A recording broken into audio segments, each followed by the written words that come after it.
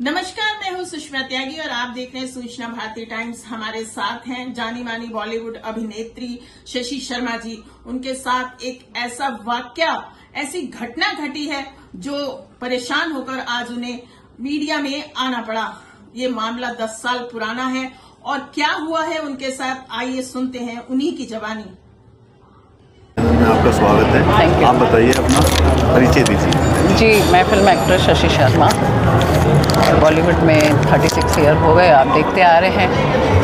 आपका प्यार है, उसके लिए शुक्रिया। मैम, जैसे कि आपने हमें इनवाइट किया है, हमें बुलाया है, एक आपके साथ फ्रॉड हुआ है, वो कैसे हुआ है और कब हुआ है? वो आज से 10 साल पहले हुआ था और महफूज समीर सैयद अली महफूज नाम है उसका पूरा, जो कि समृद्ध भूमि के नाम से वो अपनी कंपनी चलाता है और चलाता रहा है। उससे पहले वो मेरे साथ काफ़ी सारे इवेंट्स करता रहा, लेकिन मुझे पता नहीं था उसके बारे में। वो ऐसे ही बड़ी 5 स्टार्स होटल्स में शो करना, ये करना, बुलाना आर्टिस्टों को, हमारे जैसे सेलिब्रिटी आर्टिस्ट को बुलाना और उनको एक्सपर्ट करना, और उनको देख करके पब्लिक अट्रैक्ट होती थी और वो ये सब करता था। मुझे मालूम नहीं था।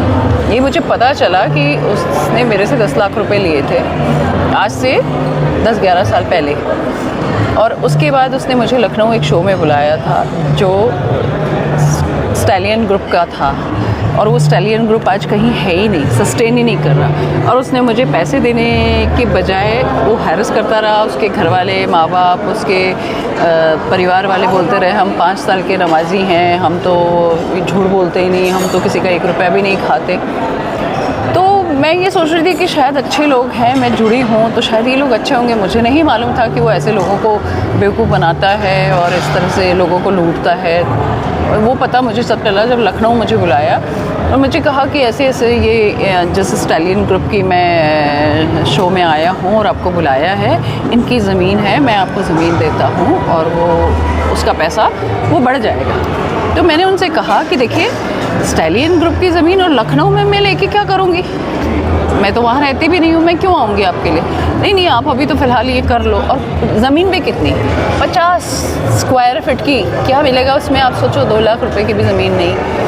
लेकिन उसने मुझे ये वादा दिया कि ये 100% यहाँ बढ़ेंगे, पूरे फ्लैट बढ़ गए हैं और आपको 6 महीने में इसका पूरा पैसा मिल जाएगा। पैसों की जगह जमीन देने की कोशिश की। हाँ, तो वहाँ पे जाने के बाद जब मालूम पड़ा कि ना तो वहाँ कोई स्टैलियन कंपनी है और ना ही कोई प्लॉट्स कटे हुए हैं, और झूठी रजिस्ट्री करवा, जाके वहाँ मुआयना किया मैम? मुआयना किया, और वहाँ के किसी सीनियर से मैंने मिलकर के जो गवर्नमेंट के हैं, उनके गवर्नमेंट के, हाँ, जो नहीं रजिस्ट्री उसने करवाई, वो तो पूरी रजिस्ट्री की कॉपी मेरे पास है।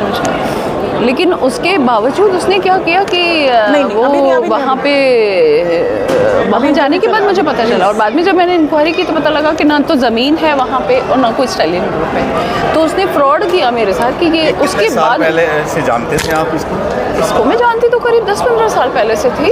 10 साल पहले मैंने उसको पैसा दिया। आपके साथ ही काम किया करता था? नहीं, हम तो फ्रीलांस आर्टिस्ट हैं, आर्टिस्टों के साथ किया करता था वो। लेकिन अब मुझे पता चला कि उसने बहुत सारे लोगों के साथ ऐसा गबन किया है और इस समय वो लखनऊ की हिट लिस्ट पे है। अभी मैंने कोई पुलिस कंप्लेंट की है? नहीं, मैंने अभी तक तो नहीं की थी। मैं जयपुर से FIR की है और अभी मुंबई से की है। तो मेरा आप लोगों से यही रिक्वेस्ट है कि जो इस तरह के फालतू के फिरौती वाले लोग जो घूम रहे हैं, इन लोगों को इनकी जगह मालूम पड़नी चाहिए, इनको अपनी औकात मालूम चढ़नी चाहिए कि ये आर्टिस्टों के साथ ऐसा जो खिलवाड़ करते आ रहे हैं, ये खिलवाड़ किसी के साथ भी नहीं होना चाहिए। क्योंकि आज हमारी उम्र हो गई है, हम हमेशा काम नहीं करते रहेंगे। हम इंडस्ट्री का एक लेजेंड वाला हिस्सा हैं कि हमारी भी उम्र हो रही है और हमारा मेहनत का पैसा, तुम खून पसीने की जो कमाई है उसका तुम पैसा लेकर के और तुम लोगों के साथ एंटरटेन कर रहे हो। क्यों? कौन हो आप? क्या समाज ने आपको ये हक दिया? कोई FIR वगैरह कराई है? करवाई है, जयपुर से और बॉम्बे से करवाई है मैम। लेकिन मुझे अफसोस है कि मैंने, अफसोस ये है, नहीं मेरे को फिर भी अफसोस है कि 1 महीने पहले मैंने ये FIR करवाई है जयपुर से, 0 FIR, और अभी तक लखनऊ से मेरे पास कोई इनपुट नहीं है। वहाँ की गवर्नमेंट सो रही है। वहाँ के एसपी को मैंने फ़ोन किया, उनकी तरफ से कोई रिस्पांस नहीं है, जबकि वहाँ पे कंप्लेन कब की पहुँच गई है, लेकिन कोई और सालों बाद मिल गए। तो इनका एक प्रॉब्लम था, वो मैं थोड़ा सा उसके लिए वीडियो बना रही हूँ, इसलिए इनको मना किया था फोटो। मीडिया के माध्यम से मैं ये कहना चाहूँगी कि जो ये आज गवर्नमेंट की तरफ से जो लोग बैठे हैं कुर्सी पे, चाहे वो पुलिस वाले हों, चाहे अफसर हों, चाहे कोई भी हो, चाहे एसपी हो, डीएसपी हो, आईजी हो, उन लोगों को सख्त से सख्त उनके खिलाफ कार्रवाई की जाए कि अगर कोई एक जेन्युइन इंसान आपके तक अप्रोच करने की कोशिश करता है और आपसे जानने की कोशिश करता है, तो आप ये समझते नहीं है, उसकी वैल्यू नहीं समझते आप। क्यों? आप कहते हैं सीनियर सिटीजन के लिए आपने लॉ बनाए हैं, सीनियर आर्टिस्ट के लिए लॉ बनाए, तो हम लोग कहाँ हैं? मैं आपसे ही पूछ रही हूँ कि हम लोग कहाँ हैं और क्यों नहीं एक्शन हो रहा? जब मैं वहाँ के एसपी को मैं खुद फ़ोन कर चुकी हूँ, उनके पास मैं वीडियोग्राफी भेज चुकी हूँ, उसकी पूरी रिपोर्ट की कॉपी भेज चुकी हूँ, जैसी मैंने सुषमा को भेजी वैसी, तो उनके पास जाने के बाद उनका कोई एक्शन नहीं है। 1 महीने में एक कॉल तक नहीं आया मेरे पास। Can you believe? This is so shame कि हमारे पुलिस वाले ये ऐसे हैं। ये बड़े शर्म की बात है, मुझे बड़ा दुख हो रहा है, लेकिन मेरे को आज बोलना पड़ रहा है ये मीडिया के सामने कि हमारे जो भी सरकारी ये पुलिस वाले बैठे हुए हैं, ये सिर्फ अपनी रोटी सेक रहे हैं और पैसा ले रहे हैं, कोई हेल्प नहीं करते किसी की।